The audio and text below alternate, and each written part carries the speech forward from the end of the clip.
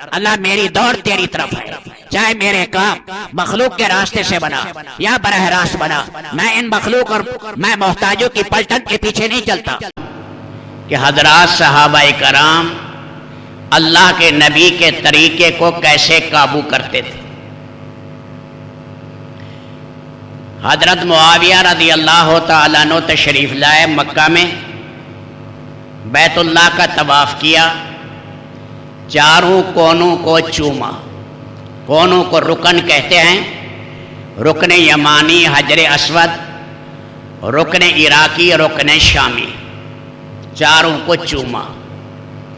عبداللہ ابن عباس نے کہا کہ یہ آپ نے کیوں کیا؟ انہوں نے کہا بیت اللہ کی ایک ایک چیز چومنے کے قابل ہے۔ فرمایا میں بتاؤں کہ ہاں بتاؤ۔ کہ اللہ کے نبی نے دو کونوں کو چوما، گزرتے ہوئے ہاتھ لگا دیا رکن یمانی کو، ہاتھ چوم لیے، اور آپ نے حجر اسود پر منہ رکھا اور چوما۔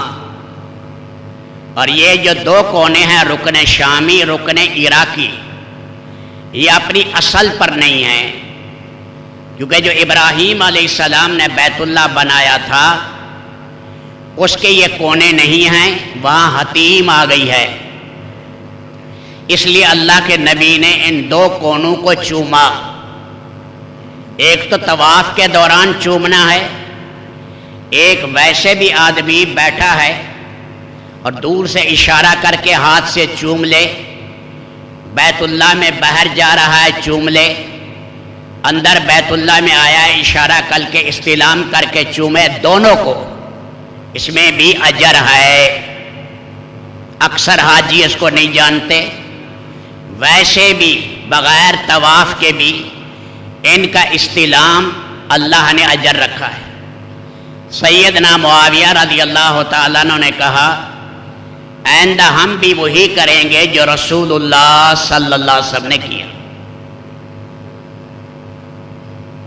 کوئی نئی بات نہیں چلے گی، بلکہ دین میں جو رسول پاک علیہ الصلاۃ والسلام کا طریقہ ہے، صحابہ اور تابعین کا طریقہ ہے، اسی میں اللہ نے نور رکھا۔